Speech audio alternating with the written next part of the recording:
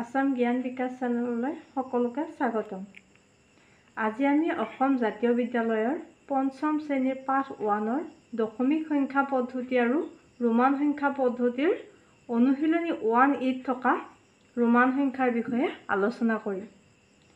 আদিম যুগত মানুহে গণনা কৰাৰ প্ৰয়োজন ইমান অনুভৱ কৰা নাছিল, কিন্তু খ্ৰীষ্টপূৰ্ব 509 ৰোমানসকলে আধুনিক যুগৰ বিকাশ হোৱাকৈ কিছুমান তথ্য উদ্ভাৱন কৰিছিল আৰু তাৰে ভিতৰতে আছিল এই ৰোমান সংখ্যা পদ্ধতিটো। এই ৰোমান সংখ্যাঙ্কনৰ বাবে তেওঁলোকে 7টা প্ৰতীক ব্যৱহাৰ কৰিছিল, কিন্তু কালক্ৰমত মানুহে এই সংখ্যাঙ্কন পদ্ধতিটো গণনাৰ বাবে ইমান সুবিধাজনক নাপালে আৰু সেয়ে তাৰ ঠাইত আহিলে হিন্দু আৰবীয় পদ্ধতি। কিন্তু যদিও এই হিন্দু আৰবীয় পদ্ধতি আহিলে, তথাপিতো আমি কিছু কম বেছি পৰিমাণে হলেও বৰ্তমানো এই ৰোমান সংখ্যা পদ্ধতিটো ব্যৱহাৰ কৰোঁ আৰু তাৰে প্ৰয়োজন অনুভৱ কৰি কি কৰিছে তোমালোকক এই পঞ্চম শ্ৰেণীত এই ৰোমান সংখ্যা পদ্ধতিৰ বিষয়ে দিছে। আমি অনুশীলনী আলোচনা কৰাৰ আগত যে পালো 7টা ৰোমান সংখ্যাৰ প্ৰতীক, সেই প্ৰতীককেইটা আমি জানি লওঁ। আৰু হিন্দু আৰবীয় পদ্ধতিত যেটো 1 লিখা যায়, ৰোমান সংখ্যাত লিখা যায় I টোৰে, 5 টো লিখা যায় V ৰে, 10 টো লিখা যায় X ৰে, 50 টো লিখা যায়, মই ইংৰাজীতে কৈ দিলো বাৰু, 50 টো লিখা যায় L ৰে। তাৰ পিছত আহিলে 100ক বুজোৱা হয় C ৰে। তাৰ পিছত আহিলে 500ক বুজোৱা যায় D ৰে, আৰু লাষ্টত আহিলে 1000 এটোক বুজোৱা যায় M ৰে। আমি ৰোমান সংখ্যালৈ নিয়াৰ আগত কি কৰিব লাগিব, এইকেইটা জানি ল'ব লাগিব। এইকেইটাৰ জৰিয়তে আমি কি কৰিম, এতিয়া অনুশীলনী 1 যিকেইটা প্ৰশ্ন দিয়া আছে তাক সমাধান কৰিবলৈ চেষ্টা কৰিম। আমি সেয়ে এতিয়া অনুশীলনী 1 লৈ যাওঁ। 1 নম্বৰত দিয়া আছে, প্ৰশ্নটো তোমালোকে কিতাপত চাই ল'বা। তলৰ সংখ্যাবোৰ ৰোমান সংখ্যাঙ্কন পদ্ধতিত লিখা। ইয়াত যোৱাৰ আগত আৰু এটা কৈ লওঁ তোমালোকক, কি কৰা হয়, যদি ইয়াতে কি আমি দেখিলে গম পাওঁ যে কি 5 টোতকৈ 1 টো সৰু হয়, 10 টোতকৈ 5 টো সৰু হয়, ঠিক একেদৰে 50তকৈ 10 টো সৰু হয়। কিন্তু যদি কি কৰা হয়, সৰুটোৰ কেতিয়াবা কি দিয়া থাকে, ৰোমান সংখ্যাত যদি দিয়া থাকে, সৰুটো যদি আগত দিয়া থাকে ডাঙৰ সংখ্যা এটাৰ আগত, তেতিয়াহ'লে কি হয়, যেনিবা ধৰি লোৱা L টো দিয়া আছে, ৰোমান সংখ্যাত দিয়া আছে যেনিবা LX। ইয়াত কি হয়, L মানে আমি জানো যে 50, ইয়াতে লিখাই আছে 50, তাৰপিছত X মানে হ'ল 10। ইয়াত যিহেতু ডাঙৰটোৰ আগত সৰুটো দিয়া আছে, তেতিয়াহ'লে কি হ'ব, আমি 50ৰ পৰা 10 মাইনাছ কৰিম, মানে এইটোৰ মান হ'ব যায় 40 বা 40। ঠিক একেদৰে আকৌ যদি Lৰ পিছত দিয়া থাকে, L মানে হ'ল 50, তাৰপিছত যদি X দিয়া থাকে, যিহেতু L টো ডাঙৰ হয় X টো সৰু হয়, তেতিয়াহ'লে কি হ'ব, ইয়াৰ মানটো মাইনাছ নহয় বা বিয়োগ নহয়, কি হ'ব, যোগ হ'ব। 50ৰ লগত কি হ'ব, 10 টো যোগ হ'ব, হোৱাৰ লগে লগে হ'ব ইয়াৰ মান 60। এনেকুৱা হয় সংখ্যাবিলাক। এতিয়া আমি আলোচনা কৰোঁ। 1 নম্বৰত দিয়া আছে 1 এৰ 95। এতিয়া 95টো যিহেতু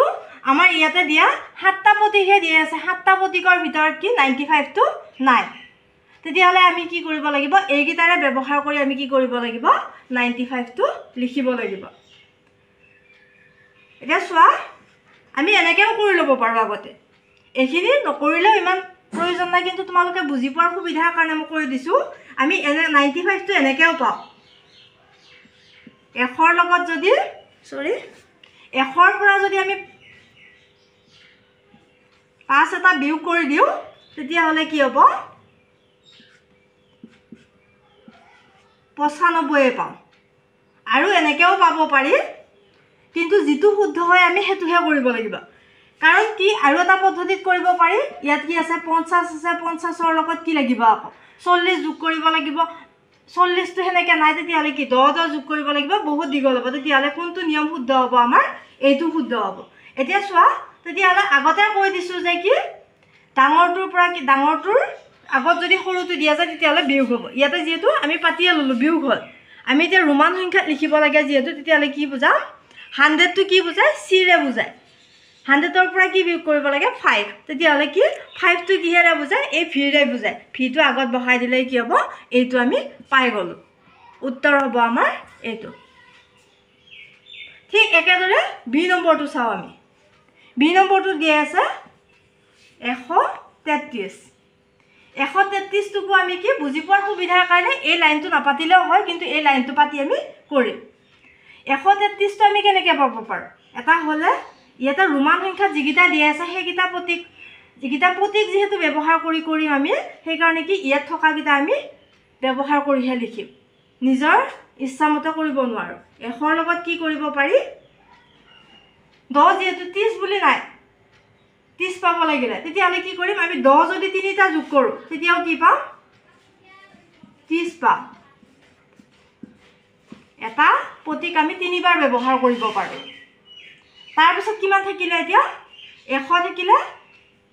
110 120 130 হ'ল আৰু তাৰ লগত আৰু এটা কি লাগে 3 লাগে 3 টো বুজাবৰ কাৰণে যেহেতু ইয়াতে 3 নাই তেতিয়ালে কি ব্যৱহাৰ কৰিব পাৰো আমি এটা প্ৰতীক যেহেতু তিনিবাৰ ব্যৱহাৰ কৰিব পাৰি এই 1 টো আমি যদি তিনিবাৰ যদি প্লাস কৰি দিও তেতিয়ালে কি হ'ব 3 হৈ যাব এতিয়া আমি সংখ্যা মানে কি হিন্দু আৰবীয় পদ্ধতিৰে এখিনি লিখি ললো এতিয়া আমি ৰোমান সংখ্যালৈ নিম এতিয়া যেহেতু ইয়াতে প্লাস হৈ যায় আছে তেতিয়ালে এফালৰ পৰা লিখি গলে হয় 100 ৰ কাৰণে আমি কি লিখিলো c 10 ৰ কাৰণে কি ব্যৱহাৰ কৰিলো x সেকেন্ড 10 ৰ কাৰণে x ব্যৱহাৰ কৰিলো তাৰ পিছৰটোৰ কাৰণে আকৌ এটা x ব্যৱহাৰ কৰিলো তাৰ পিছত 1 তিনিটাৰ কাৰণে i টো আমি তিনিবাৰ ব্যৱহাৰ কৰিলো এটো হৈ গল 133 এবাৰ আহিলে c নম্বৰ দিয়া আছে 150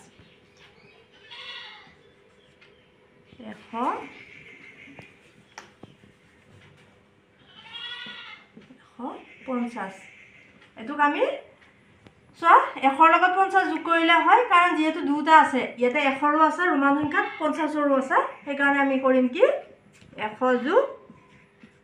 50 এটা লিখিলে হ'ল 100 ৰ কাৰণে হ'ব c যেহেতু যোগ হৈ আছে সেই কাৰণে তাৰ পিছত আহিলে l এটো হৈ গল 150 দুই নম্বৰ দিয়া আছে 212 200 যেহেতু ইয়াতে নাই সাতটাহে দিয়া আছে তেতিয়ালে কি কৰিম আমি 100 টো যদি যেহেতু আমি এটা প্ৰতীক তিনিবাৰ ব্যৱহাৰ কৰিব পাৰো তেতিয়ালে কি লিখিব পাৰো আমি 100 টো আমি দুবাৰ যোগ কৰিলে কি পাও 200 পাও 100 যোগ 100 থাকিলে কিমান 12 টো যেহেতু ইয়াতে 12 দিয়া নাই তেতিয়ালে কি আছে 10 আছে 10 ৰ লগত যদি আমি 2 যোগ কৰো তেতিয়ালে কি পাম 12 পাম তেতিয়ালে 10 2 যেহেতু নাই 1 আমি দুবাৰ যোগ কৰিব পাৰো তেতিয়ালে 1 যোগ 1 এটো এটা আমি যেহেতু বিয়োগ কৰিব লাগে ইয়াতে নাই এফালৰ পৰা লিখি গলে হ'ল 1 ৰ কাৰণে লিখিম আমি c দুটা 100 আছে কাৰণে আৰু এটা c তাৰ পিছত আহিলে 10 ৰ কাৰণে x 1 ৰ কাৰণে এটা i আন এটা 1 ৰ কাৰণে আৰু এটা i এটো হৈ গল 212 এবাৰ আহিলে ই নম্বৰত দিয়া আছে 234 ঠিক একে আগৰ নিচিনাকৈ লিখিম আমি 200 ৰ কাৰণে কি 100 টো দুবাৰ যোগ কৰিম 100 টো দুবাৰ যোগ কৰিলে 200 গল থাকিলে 34 টোৰ কাৰণে কি 30 আৰু 4 যদি যোগ কৰো আমি তেতিয়ালে কি পাম 34 পাম সো এতিয়া কি কৰিম 30 টোৰ কাৰণে এটা প্ৰতীক যেহেতু দুবাৰ ব্যৱহাৰ কৰিব পাৰো 10 যদি আমি তিনিটা যোগ কৰো তেতিয়ালে 30 পাম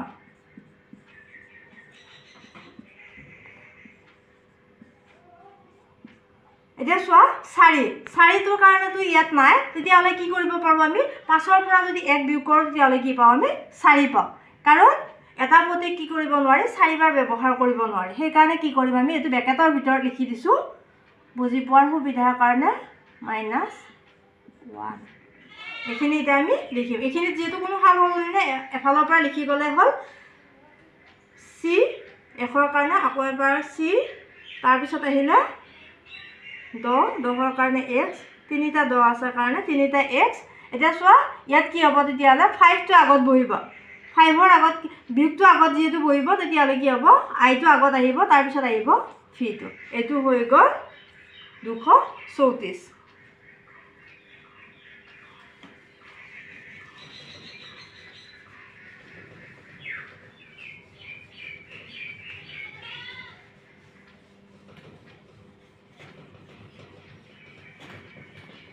এইবাৰ আহিলে f নম্বৰ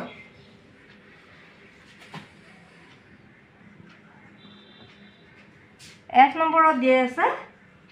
334 300ৰ বাবে কি 100 টো আমি তিনিবাৰ ব্যৱহাৰ কৰিব পাৰো 100 যোগ 100 যদি তিনিবাৰ যোগ কৰোঁ তেতিয়াহ'লে 300 পাম তাৰপিছত 34ৰ কাৰণে যেহেতু আমি আগতে এটা কৰিয়ে গ'লো ই নাম্বাৰটো নিচিনাকৈ বহাই দিলেই হ'ল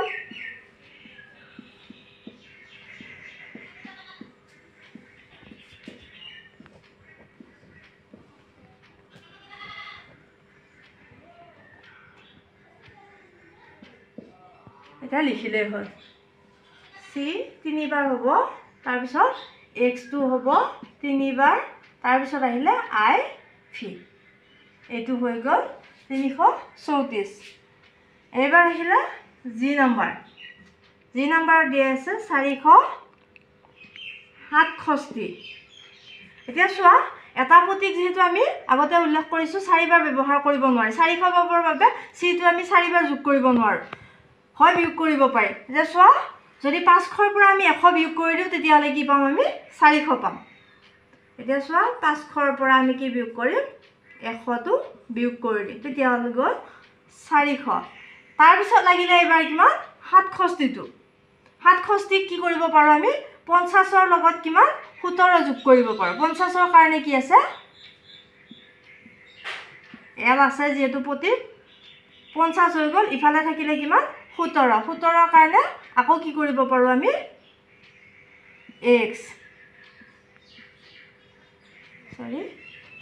ৰোমান সংখ্যাত লিখা গ'ল 10 আমি হিন্দু আৰবীয় পদ্ধতিত যেহেতু লিখি আছোঁ তাৰপিছত থাকিলে কিমান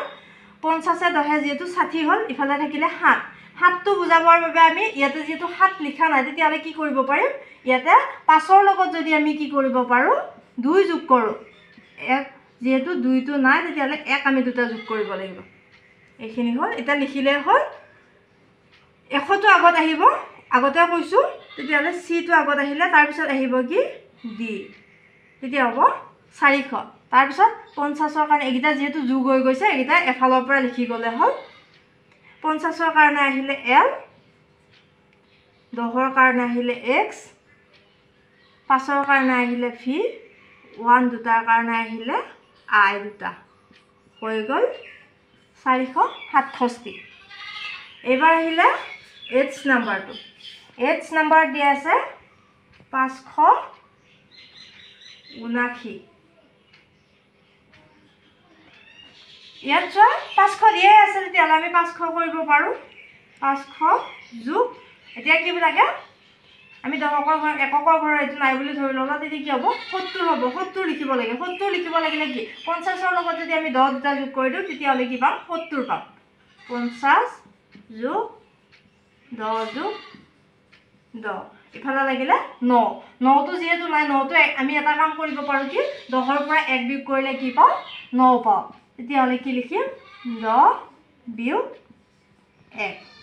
এতিয়া এইখিনি আমি ৰোমান সংখ্যাৰে লিখি দিলে হ'ল দি আহিলে এইখিনি যেহেতু যোগ হৈ আছে এফালৰ পৰা লিখি গ'লে হ'ল l x এইটো যেহেতু বিয়োগ থাকিলে সেইকাৰণে কি আহিব আগত i টো আহিব তাৰপিছত আহিব x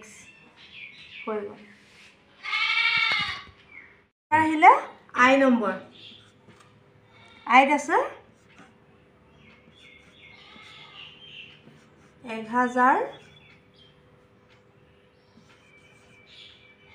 1038